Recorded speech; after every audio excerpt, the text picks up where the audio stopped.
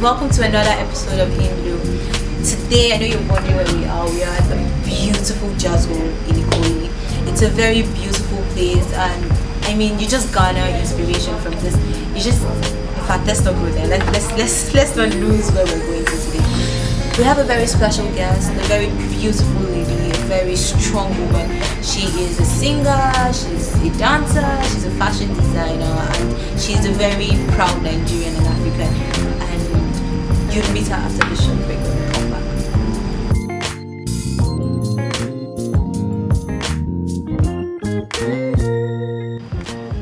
Welcome back.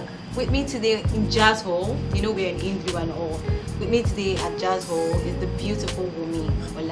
I got the pronunciation right. Yes. In fact, I was going to say, I noticed you're born in UK and raised in Nigeria and UK and all of that. Do people get your name wrong? It actually, my father till today still calls me Wunmi. My father's side of the family call me Wunmi. My mother's side, I would say ratio, they call me Wunmi. And my fans, when I moved back to England, it was a situation where they couldn't pronounce Wunmi, and I hated the fact that they were saying it so wrong. So it was easier to say, okay, just call me Wunmi, just call me Wunmi. And as a stage name, Wunmi, it's just Wunmi, so it works. So it's like, but I still, my close friends, my tight friends, my dad, and people who know me and love me, it's Wunmi. You're a singer, dancer, fashion designer. That's a lot of art. I love art. I do me, and in that way, there is no one corner that I see. I truly express myself in all the stuff that I do. It's the way that I have conversations. Yes, in the very first day I saw you, I told you were very beautiful. I haven't something that you're very beautiful. I wish you to tell them how old you actually are, because I don't think anybody would believe me if I tell them. Oh, I don't have issue with my age, but I don't want that to be the issue of the situation. You're so young. I'm young. Age is not really the issue. The problem is that people are narrow-minded and they start to judge you and they start to want to put you in a box. Just like in everything, there's a box for everything. So your age becomes an issue for them to put you in a box. I am definitely not. I'm not sweet 16. What was it like growing up? What's like growing up? Being born in England and sent to Nigeria at the age of 4. I spent 10 years in Nigeria. I say that I did my 10-year sentence. Nigeria is a place where I came, I got cultured. Of all my siblings, I'm the only one who speaks Yoruba. So I'm literally, of my grandmother's grandchildren, I am the only grandchild. She can actually have conversation in her native language. And I'm grateful for that. There were so many things I used to be very unhappy about growing up without my parents, and just feeling abandoned, and just looking at the price of what I more or less, you could say, I lost and what I gained. As I have grown into me, Wunmi, I now understood that if I hadn't been sent home, I wouldn't be all that I am now.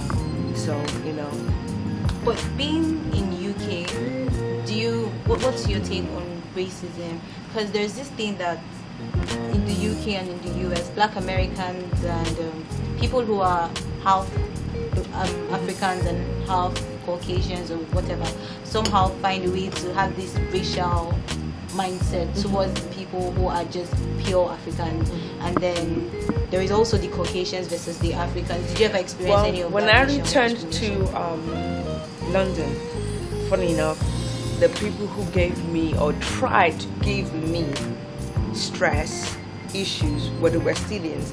But I understood as a kid walking into that situation. When I moved from Ikoyi to Sulere, it was actually my cousins who were trying to give me stress. You move into a new territory and literally you have to prove yourself that you deserve to be there. So it was no different. But obviously, the irony about the situation in England, the West Indians against the West Africans, is the way the colonial has set it up. When in the West Indians, they tell nothing but ignorant stories and negative stories about Africans. And here in Africa, we hear nothing but ignorant and negative stories about West Indians. Just like we hear nothing but bad things about Americans. But look at it, everybody in Africa wants to be an American. but we don't have nothing good to say about them. I mean, even the word we used to call that they used for them, exactly, it wasn't positive. For why? Where did we get that impression from? We haven't hung with them. And who are they? There are Africans who were dragged and taken there. Yet they managed to survive and create a personality that not me, but so many other Africans are imitating to today. We are so much wannabe American. From the weave to name it. Everything we're doing here is not something that actually grew from here. It's everything imitating what the Americans have, and we want to sit there and say something negative about them.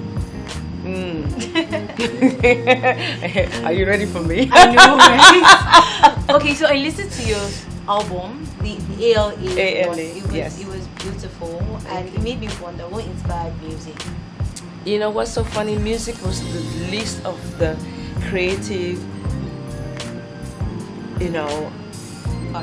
part of me that I actually could say I wanted to do. I have always danced. Literally said I danced before I walked. It was my way of expressing myself. Dressing was the two came hand in hand. When I arrived, I lived in Tunumbu Square, my family house, Alaya House. It's in Tunumbu Square. Unfortunately, we're not even going to have that conversation about that one. But I used to wake up in the morning and go running out to the balcony and the buses and the colors, and I would turn to my grandma and tell her I wanted to wear the chocolate dress with the chocolate shoe because I saw the chocolate bus, because we used to have chocolate buses back then. And I loved that. I had this yearning to fix myself, to look a certain way. So as I grew old, I had very few friends. It's so funny. I had a namesake, a best friend who had the same name as me, Wunmi Braithwaite. And I didn't know anybody else with that name, and she didn't know anybody else with that name. So we were like, it was just like, oh my God. And it's one of those magical moments. In going to school with her, I didn't like talking to everybody. Some people would probably say I was standoffish, some people wanted to say I was a snob. No, I just was so protective because I wanted to make sure that people who I spoke with listened, and I got this thing going on. Talking for talking's sake was never mine. I ain't into. I don't do small talk. I don't do chit chat. I really want to get into the talk. Yes. So for me, I didn't do that a lot. And music, I had this voice, and the voice is very African. And when I returned to England, everything was, I had lost my English accent. 10 years here. And this is the funniest thing, because everyone said I had an accent, but my accent was really as it is now. Everything is mix up. I never grabbed one thing and dropped the other thing. Everything just kept blending. So going back to England, everybody would like, when I say something, it just was like, okay, I'm not speaking to you. So it was that. But growing up here and listening to music was conscious. My cousins played the music from Jamaica that were the conscious music, as they called it. And then there was Fela, and there was James Brown, and all these songs were like positive, asking yourself to check yourself, where are we going as a race, what is happening. Music, therefore, for me was something that you used to get deep into. And nothing like that going on when I go back to England. What's I'm going to say about that?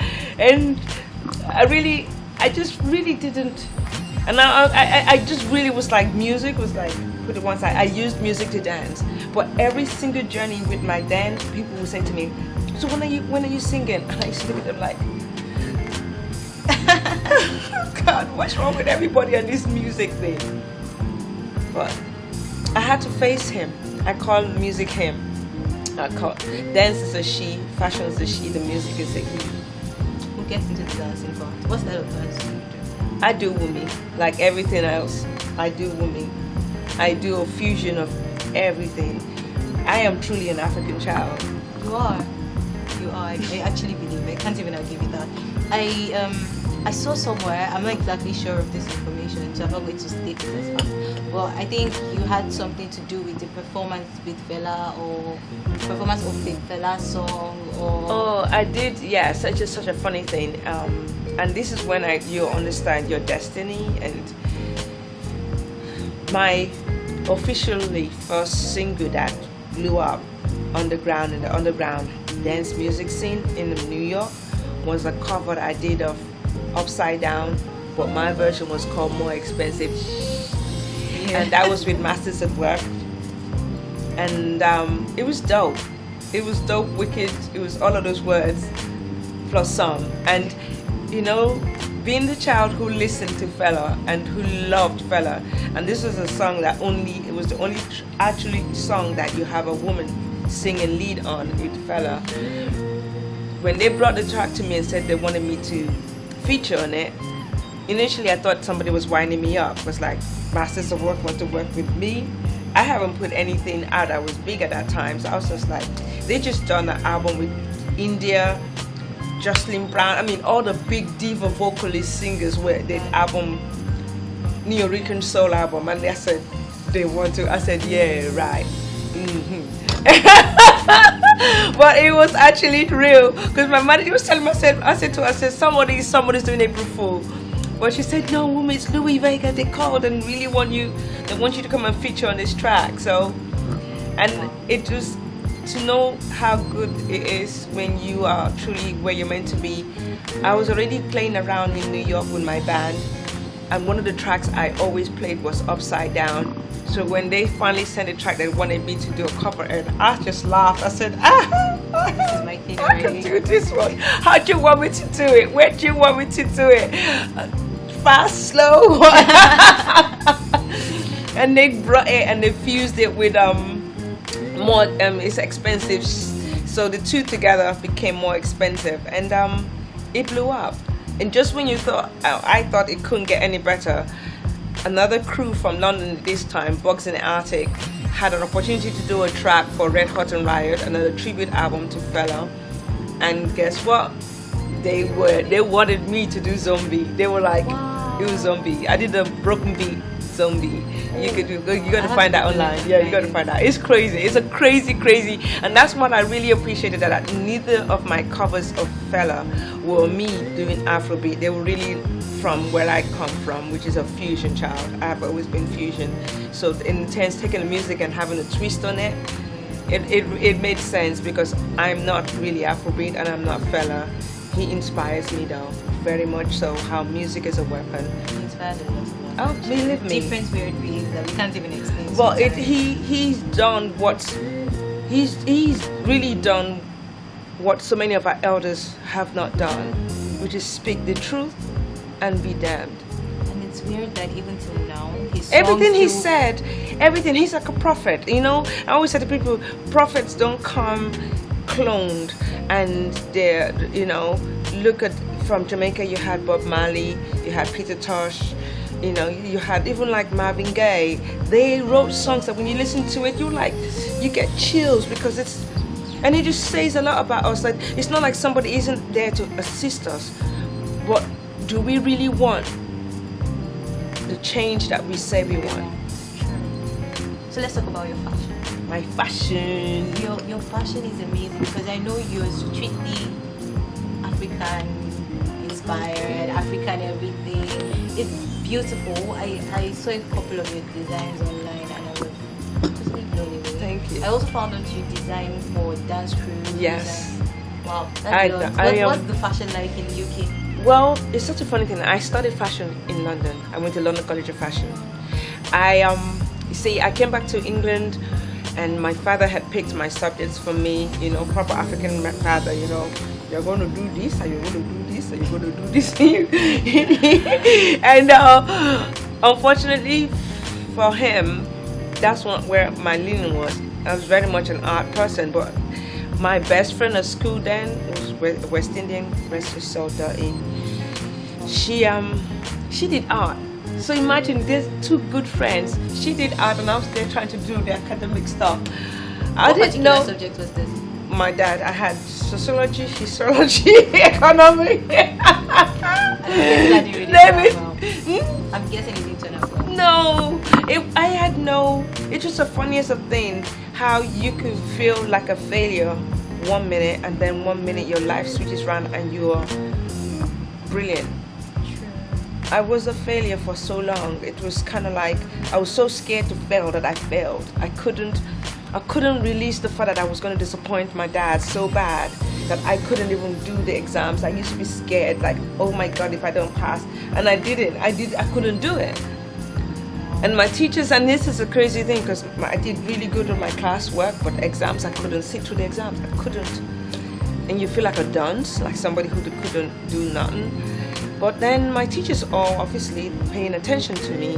I had things that I did. I used to dress a certain way, make my clothes a certain way and stuff. And I hang with my best friend, and she did art. All throughout school, she was doing art. She applied to college going to do an art course. I'm like, art course? Art? How you do that? And anyway, as it happened, when it was time to go on to college, my teachers encouraged me to go and do a foundation course. That's why I told my dad. At this point, I guess he realized that he had to let you do what you want. Yeah, and as soon as I got into art college, I went from a C, D, E student to an A and B student, and that really was something that I always try to tell my friends, as they said, having kids, that study your child, encourage them, don't try and dictate to them, because we don't all come here with the same cloth. I think about it now, how so many Nigerians are now into art. During the time I was growing up, there was no, you were not doing your doctor, lawyer, engineer. It's just like, if you went none of those stuff, you were not going nowhere. True, that's very true. But I didn't even try, I couldn't even try and do that for nobody. It was not in my bone. And I was thankful, being my father's only child, that he did not, after he realized that I wasn't. And my way of meeting him halfway was to make sure I went to college and I was getting my Bali. I was like, I got the Bali, daddy. I was like, it's okay, let me go and do that. You know, I got my degree in fashion. For that, I did it. But you know, it was, yeah. And that's it. And that's part of the thing. I feel like, in general, as people, we are creative people. You know, we are actually naturally creative. We do, so many of us, if we allow ourselves to follow what we are feeling and seeing, there's so much we can do. I mean, Africa as a whole, right now the West is looking to Africa.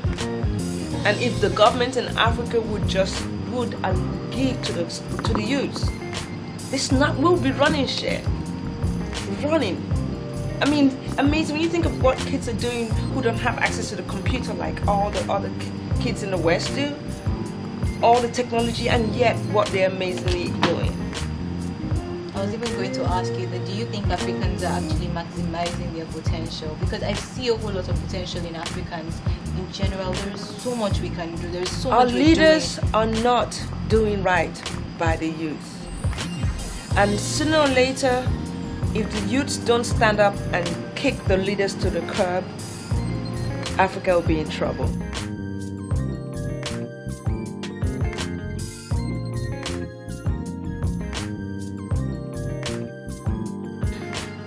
What's your favorite African proverb? I think we'll close with that.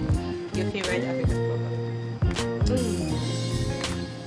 I can't say I know one because I'm so used to making up mine. Please make up yours. Let's have it. I mean, it's time. We don't make proverbs ourselves. No, but I think I've said it. A tree is a tree, no matter where you plant it. A tree without roots ceases to exist. That should be it. And I frame that and take a picture and send to you. For myself. Thank you. For myself. Because it's true. Without the roots, how do you stay grounded? How do you move? Your ori, your aya in your ground. It's actually very important. You guys, you heard it all with the amazing, the beautiful, and wonderfully young Wunmi. We'll see you sometime next time on your very